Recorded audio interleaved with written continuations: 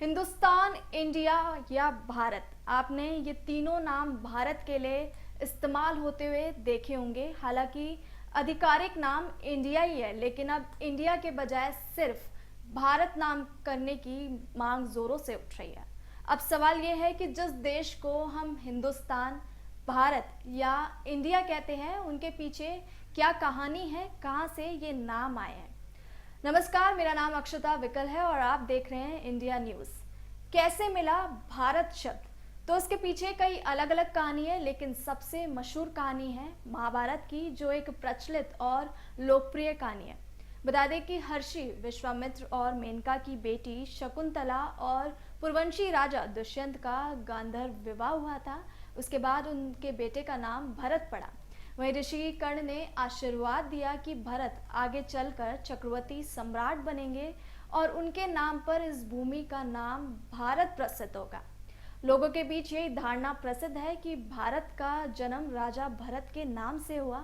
वहीं बाद में राजा भरत ने भारत का संपूर्ण विस्तार किया और उन्हीं के नाम पर भारत का नाम पड़ गया भारतवर्ष। इसके अलावा माना जाता है कि भारत नाम का जिक्र हिंदुओं के सबसे पुराने ग्रंथ ऋग्वेद में भी हुआ है। आपको बता दें कि ऋग्वेद में करीब 300 कबीलों का जिक्र आता है। इनमें प्रमुख थे पुरु, यदु, अनु, द्रव्यु और तुर्वासा। इनके अलावा एक और कबीला था जिन्हें भारत कहते थे। इस कबीले के राजा का नाम था सुदास।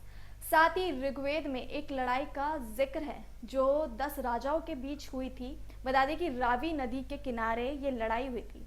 वहीं युद्ध में एक तरफ थे राजा सुदास और दूसरी तरफ थे 10 कबीले। उस लड़ाई में जीत हुई राजा सुदास की, जिसके बाद सिंधु नदी के पास भारत कबीले का अधिकार हुआ। अब भारत के बाद बाकी दो नाम की बात करते हैं, जो है हिंदुस्तान और इंडिया।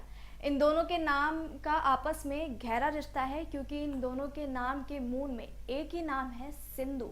और हिंदुस्तान शब्द के पीछे सिंधु नदी का हवाला दिया जाता है। दरअसल मध्य युग में तुर्क और ईरानियों ने भारत में प्रवेश किया और वो सिंधु घाटी के रास्ते भारत में घुसे। वहीं तुर्क और ईरानी सा का उच्चारण हा करते थे, इसलिए सिंधु का नाम बोलचाल में हो गया हिंदू। इस तरह हिंदुओं के इस देश को हिंदुस्तान का नाम मिला। ये भी कहा जाता है कि जब दरियुस प्रथम ने सिंधु घाटी पर अधिकार किया तो उसने सिंधु नदी के पीछे वाली भूमि को हिंदुस्तान कहकर पुकारा।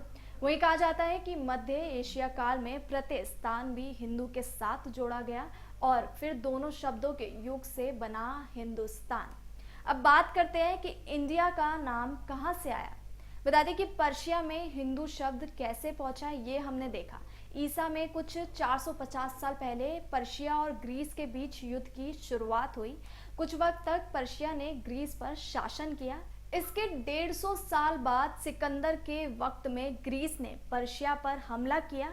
वो सिंधु नदी के किनारे तक आ गए। वहीं पर्शिया के कारण ग्रीस ने सिंधु नदी के पार का इलाका हिंदू जाना। वहीं ग्रीक भाषा में ह की ध्वनि साइलेंट होती है, इसलिए उनके लिए ये नाम बन गया इंड। यही जाकर इंड्स, इंडिया, इंड्स, इंडिका और इंडिया बन गया। वहीं लैटिन भाषा में भी यही नाम प्रचलित हुआ और बाकी यूरोपीय भाषा में भारत के लिए इंडिया का इस्तेमाल हुआ। यानी ये ग्रीसवासी थे जिन्होंने भारत का नाम इंडिया दिया। वहीं आपको बता दें कि तुर्क और ईरानियों के बाद अंग्रेज भारत आए। उन्होंने भी भारत के नाम का आधार सिंधु नदी यानी इंड्स रिवर को माना जाता है कि अंग्रेजों के लिए हिंदुस्तान शब्द का उच्चारण करना मुश्किल था, इसलिए उन्होंने इंड्स के नाम पर इस देश का नाम दिया इंडिया। तभी से भारत का नाम इंडिया उच्चारित होने लगा। वहीं आपको बता दें कि संविधान में भी इसका जिक्र, जिसमें कहा गया है कि इंडिया दैट इज भारत। बता दें कि इंडिया नाम अंग्रेजों के समय तक आधिकारिक नाम के रूप में इस्तेमाल होता रहा। आपको बता दें कि श्रीलंका, म्यांमार जैसे देशों ने अपने कॉलोनियल नाम त्याग दिए, लेकिन आज़ादी के बाद भारत इंडिया का नाम संवैधानिक इस्तेमाल करता रहा।